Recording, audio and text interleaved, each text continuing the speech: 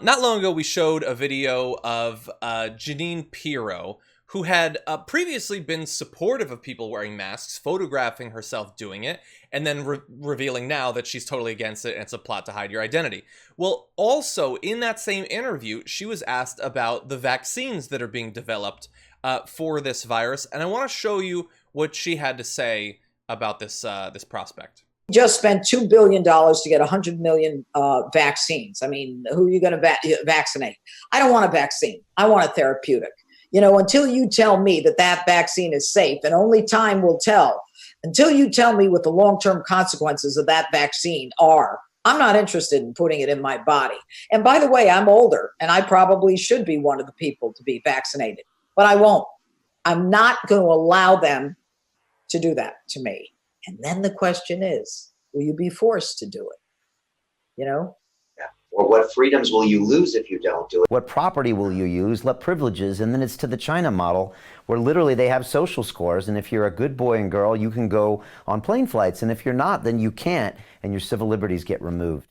Really, really smooth transition from I'm worried about a slippery slope to, and then it's the China model, where you just assert all of the things that...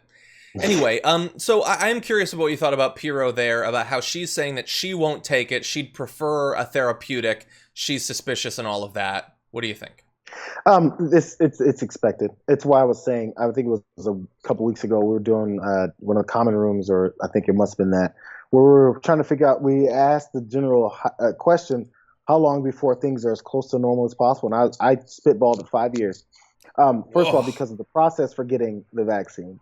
Then the process for getting people to want to take the vaccine enough where it's effective and enough people have taken it. And it's the convincing period of people to do so, which this is the beginnings of. You know, we don't even have the vaccine yet, and we're already saying what we won't do and all that stuff. And by the way, to throw a bone at some of these folks, because by the way, the flu vaccine is very common. A lot of people take it, but there's still very, very many people who don't. Mm-hmm. For many other reasons, like, oh, I think it's going to make me sick. To this, I don't really get sick. I'm not sick. Why would I put that in my body? All that stuff.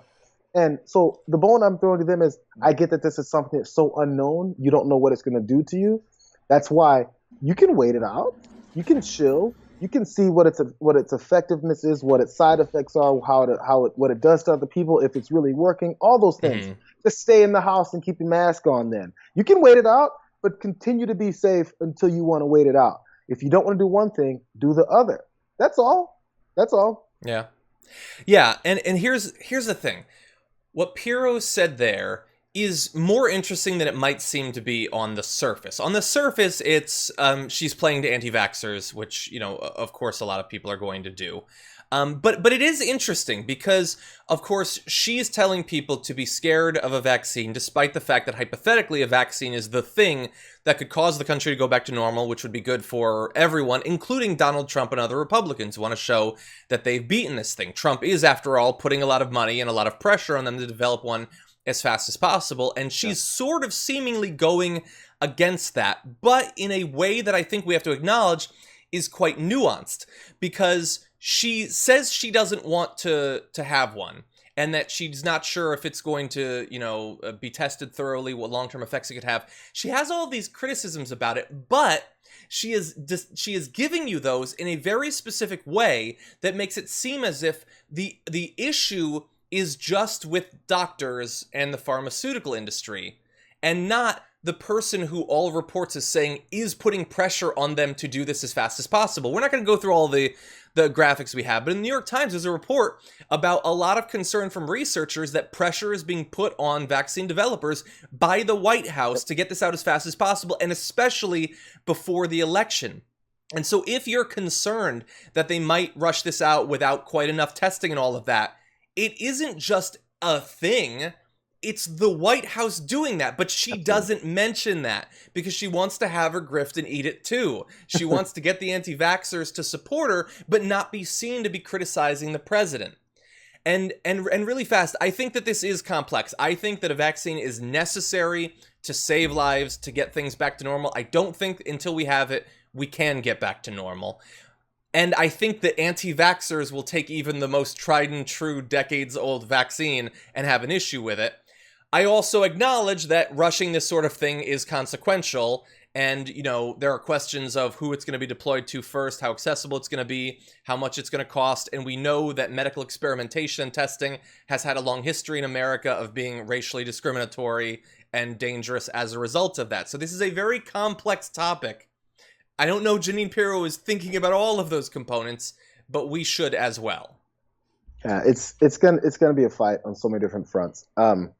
And we'll see what all comes out. Again, like I said, I can see the fear because it's so new.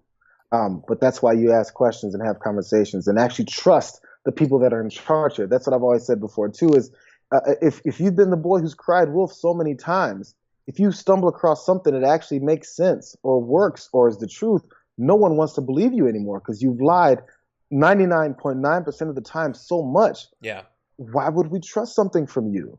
Why? Because in April, there was like some memo that the White House put together once they finally internally decided that this is something that it needs to be addressed. The primary thing they said was vaccine by October. Yeah, I wonder why that is. That was the plan then. Not vaccines so we can help people, not vaccines so we can make sure we have safe trials and American people are protected. It was, let's get this done by October, just because there's FDA officials, there's people that are worried that he's gonna rush this just for himself, and that all checks out. Yeah. And look, all I can say is, when the trials are done, to the extent that I can, I'm going to look at them and talk about it. I'm going to have people on who can look at the results and figure out all of that. Yeah, it's necessary. I can say that. But we do need to make sure that it's safe. And while talking about the concerns, we don't need to go into crazy town, like a lot of that discussion historically has been in America.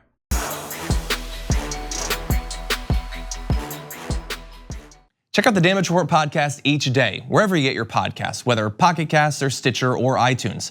You can join me as I give you the news and stories you want, with a range of co-hosts and interview guests jumping in on the fun each day. Again, that's the Damage Report, wherever you get your podcasts. And if you get them at iTunes, don't forget to rate and review. Sometimes I'll read them live on the show.